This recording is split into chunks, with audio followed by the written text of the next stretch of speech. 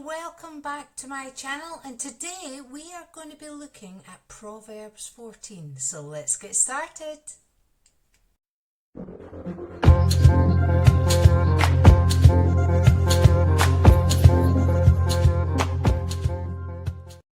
So I'm going to go through chapter 14, and I'm actually not going to read the whole thing. I'm going to pinpoint certain verses. The first verse I want to pinpoint is: the wise woman builds her house, but with her own hands the foolish one tears her down. And I think what this is trying to say is that women can make the home a better or a worse place. And it's the choice of the wise whether or not they build it up, or, as it says here, they pull it down. So the verse that has jumped out the most at me is verse 4. Where there are no oxen, the manger is empty, but from the strength of an ox comes abundant harvest. And I think what is really important here is to say that basically where there's no oxen, there's no mess or disorder, but the mess that the oxen bring is good, is an increase.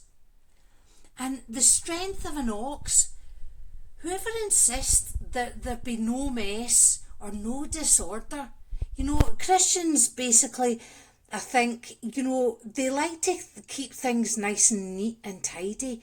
And basically, what we've got to remember is that where there is mess, there is progress, there is increase. And without disorder and things getting in a mess, then there is no increase. So we need to revel in the fact that actually where there's mess and disorder, things are working.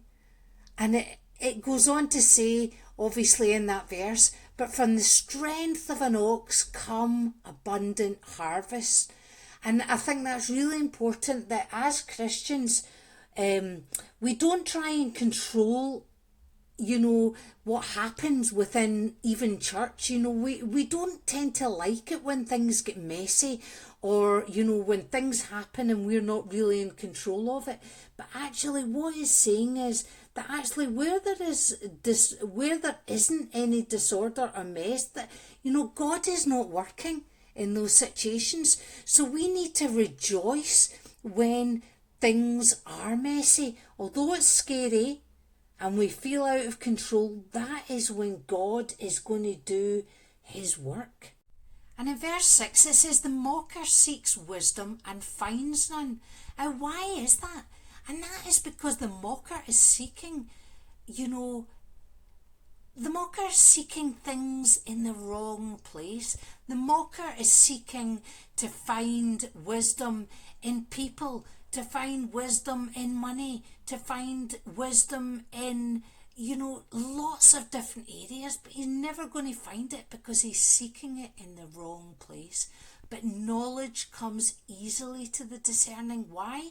Because they're seeking it in the right place. Again, we're reminded in verse 7 to stay away from a fool, for you will not find knowledge on their lips. Basically, don't associate with people that are not going to be uplifting and be able to help you in your Christian journey. In verse 11 it says, the house of the wicked will be destroyed, but the tent of the upright will flourish. Now, if we look at this, it says the house of the wicked. And if you look at that, you're looking at a house and you're looking at a tent. Now, if you were to ask someone, if a storm came along, what do you think is going to survive, the house or the tent? Most people would say the house. But actually what this verse is saying is that the house of the wicked, it will be destroyed because its foundations are basically not going to keep it upright.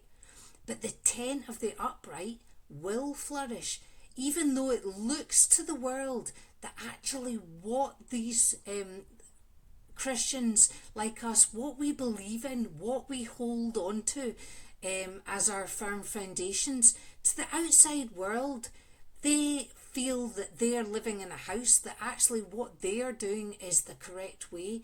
But actually we know that even though our tent looks like it won't survive. In other words, believing in God and believing in Jesus to others might seem stupid, but actually we will be the ones left standing. In verse 12 it says, there is a way that appears to be right, but in the end it leads to death. And that is actually repeated in Proverbs 16. And it says exactly the same thing. And that is important, because basically what Solomon is saying is that there seems to be, everybody seems to think that they are on the right path. And even as Christians, we sometimes feel that we are going the right way.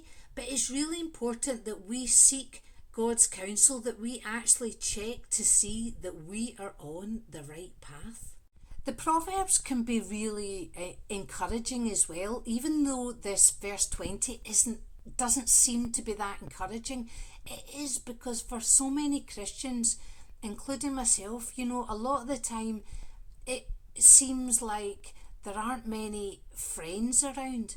And it says the poor are shunned even by their neighbours, but the rich have many friends.